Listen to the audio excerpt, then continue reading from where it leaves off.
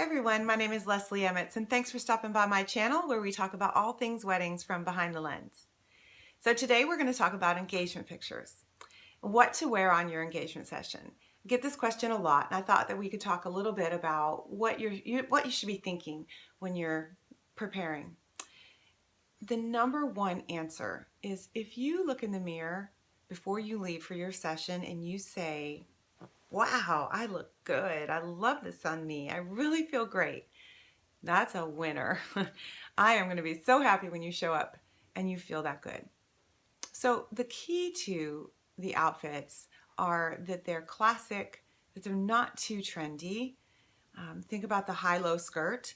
That is a real trendy thing right now, but maybe in 10 years it's going to be dated. So think about the classic colors.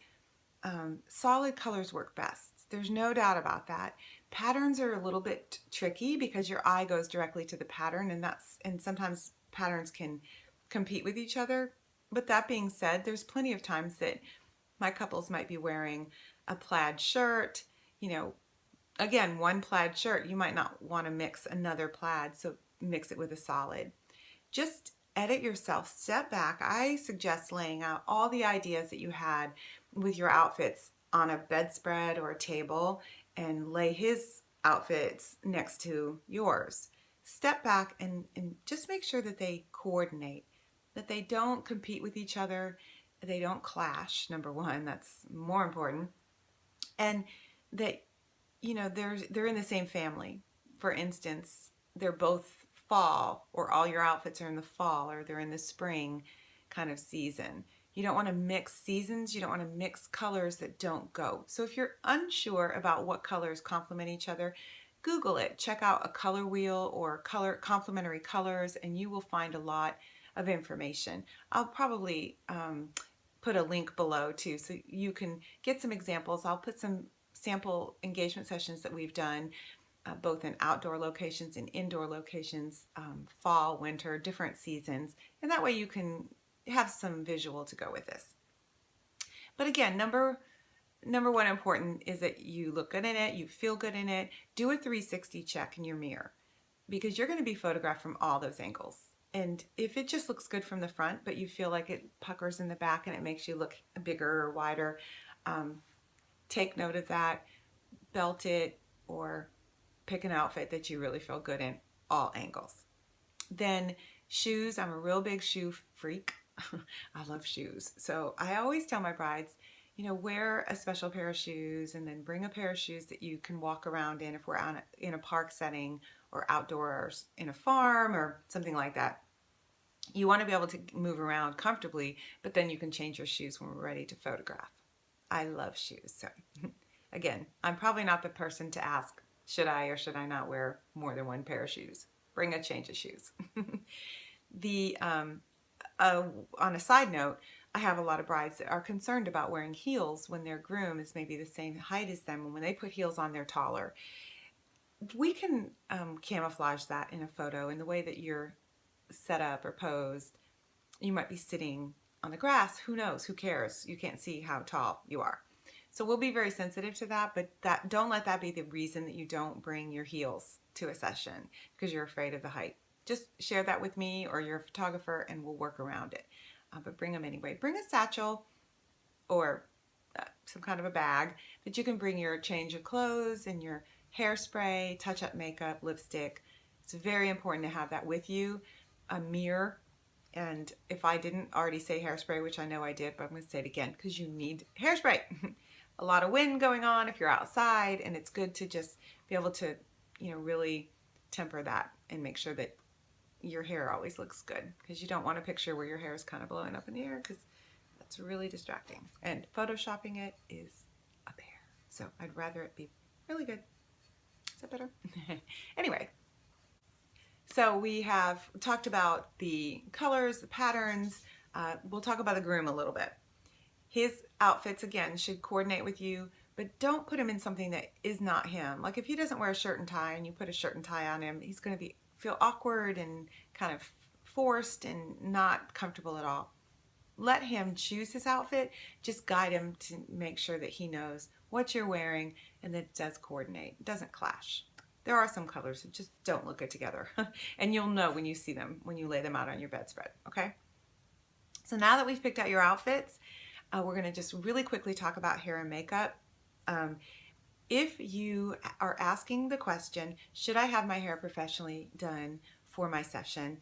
I'm gonna say yes, if you can afford it, if it's within your wedding budget, if it's something that you're comfortable with, if you aren't really great at doing your own hair and makeup, then I would say invest. It's a good investment. It's a good splurge. Absolutely. But if that's not within your budget or within your comfort zone or time frame, and you do a really good job on your hair and makeup on a daily basis, then it's perfectly fine for you to do your own hair and makeup. I would say stay away from glitter, shimmer. Lots of the bronzers and the highlighters tend to really pick up in the photos as just these odd highlights that don't really blend as well as they look on the street, okay? So just look at yourself in the mirror again in some good light, and if you look really good in that, you're probably going to look really great in your photos. I just am not a big fan of glitter or body glitter. Bronzer is okay. Your hands are important. Get your nails done or do them yourself, but make sure that you know your hands are going to be photographed because you have your engagement. This is the engagement. You have your engagement ring, and this is going to be all part of the photo. So when your hands are in there, you want to look good. So now that we've talked a little bit about your makeup and your outfit, your hair, you should be comfortable with the hairstyle. It's something that you like the way it looks. I wouldn't use this as your pre-do for your makeup artist and hairstylist for the wedding because your wedding hair is going to be a little different, obviously. But this should be something that is, you should wear your hair the way that you are comfortable, the way you would wear it on a date. And that's how we're going to end this about your outfit on your engagement session. Get ready like you are going on a date with your fiance. He's picking you up, taking you out. You don't really know where he's taking you, but you do know that it's, you don't want to make him think that you're going to the Skirmahorn when he's just taking you downtown to, a pub. I mean, he doesn't want to be uncomfortable, like, oh gosh, she's way dressed up. So wear something that's just a little special. Your hair, your makeup's really great, but you don't want to try too hard. You just want to look good. So when he sees you, he's going to be like, wow, you look amazing. Okay? Think about it that way. Now, should you wear 2 outfits or 3 outfits or whatever? How many outfits should you wear? I say focus on 2 different looks. You come in one that's maybe a little kind of casual, and then you end in a really dressier version.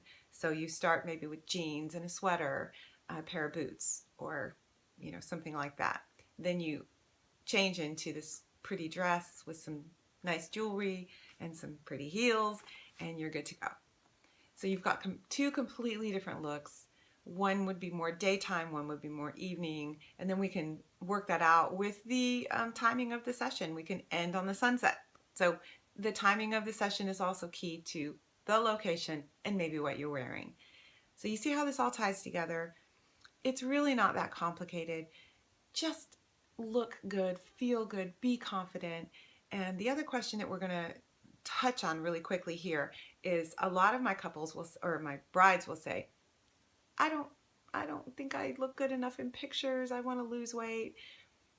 That's a noble idea that you want to lose weight for your engagement sessions, but don't diet for it. Just change your lifestyle little by little because you have a wedding coming up and you want to look great in those photos too. And if that's on your mind and it weighs heavy on your heart, make some changes. We are going to have a guest coming up here in February. I'm so excited about it. We're going to talk about fitness and health and changing your lifestyle. She has totally changed mine over the years, and this will be something I think that you're going to be really excited about when you meet her. But right now, just focus one day at a time. Drink lots of water, stay hydrated. Nothing helps your skin more than hydration.